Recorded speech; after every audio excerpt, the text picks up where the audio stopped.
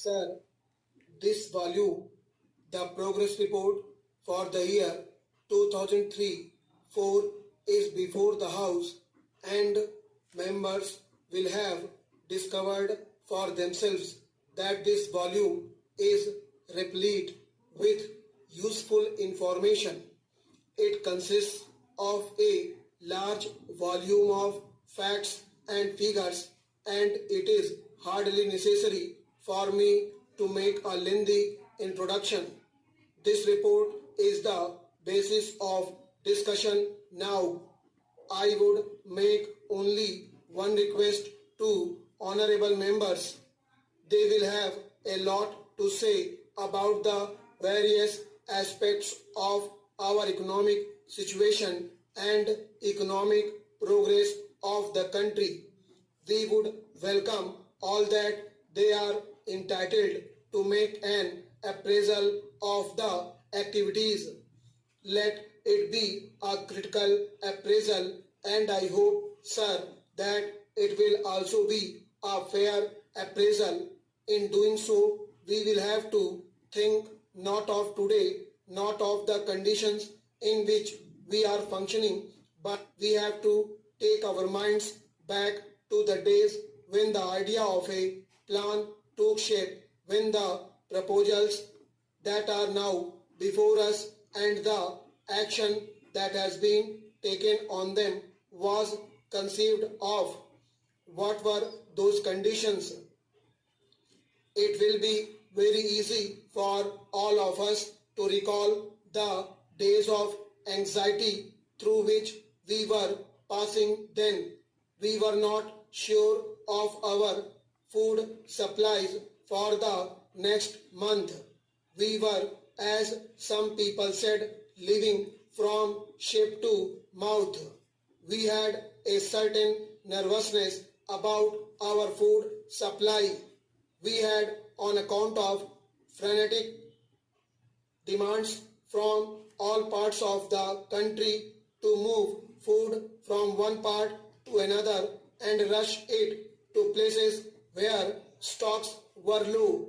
We had to import large quantities, spending large amounts of foreign exchange.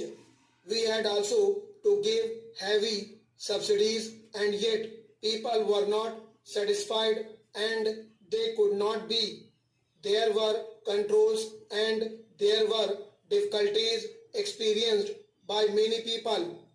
The quantities consumed then were low relative to what a normal human being must consume. Sir, this was the situation in respect of food and in respect of other consumer goods also. Cloth was so difficult to obtain even to cover the minimum needs of an ordinary family. We had difficulties in other directions also, difficulties about transport and so on, and then it was in those very days that the problem of rehabilitation of displaced persons was prominent. We had started tackling it, but we had not completed that yet. Prices were rising and so many people felt that at those high prices an average family could not subsist.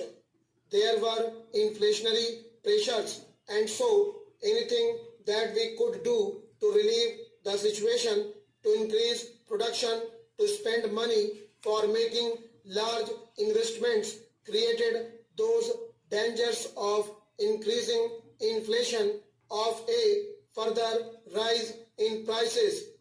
That was the dilemma. What is the position now? When we judge of ourselves today, we should not think of today on the basis of conditions today. We determine the future and our future performance, but so far as the past is concerned, it is these conditions that determined our present. What is it that we find today? Our major headaches have been relieved. Nobody can say that food is scarce. Nobody can say that cloth is not to be had. In the matter of transport, we have greatly improved and our position in several other directions has also improved. For these things, it is not necessary to give any figures.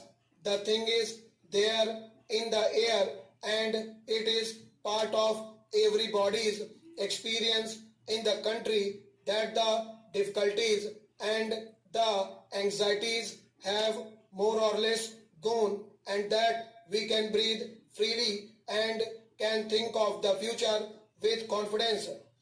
The chief difficulty both in industry and in agriculture was, of course, that there was not enough production. We were faced with the spectacle of high prices and scarcity of food, etc. Also, our industries were not running full capacity. Existing capacities were not being utilized. In the case of several industries, we were using only a part of that capacity. Therefore, agriculture was the key to the whole situation. We must produce more raw materials in order to run our industries well. Sir, this is what we started doing.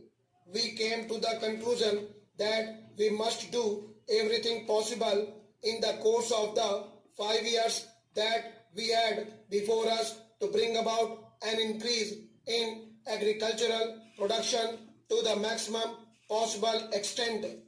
We made up our minds that we will free ourselves from the necessity of importing food from outside countries. We wanted to be relieved of this dependence. Sir, we have succeeded in that, but for doing that, we had also to decide that the major part of our resources should be applied to this sector, and we decided to increase irrigation facilities, major and minor. We decided to make programs for giving more fertilizers, manures, improved seeds and reclamation of wasteland. In all these directions, we have spent some money and we have achieved results in physical terms, and those results are very heartening. In the field of irrigation, for example, we can legitimately take a measure of pride in what has been achieved already. By the end of this year, the area irrigated by projects is expected to exceed 5 million acres. The river valley projects, which had been begun before the plan, are now making rapid progress. Work on the new river valley schemes, which were included in the plan for the first time, such as the Chambal, the Koshi and the Tungbhadra, has also begun. On the Koshi, preliminary work has been completed and construction is about to begin. Some members were anxious about Koshi. Estimates of about 7 or 8 crores of rupees have been sanctioned and all preliminary work has been completed.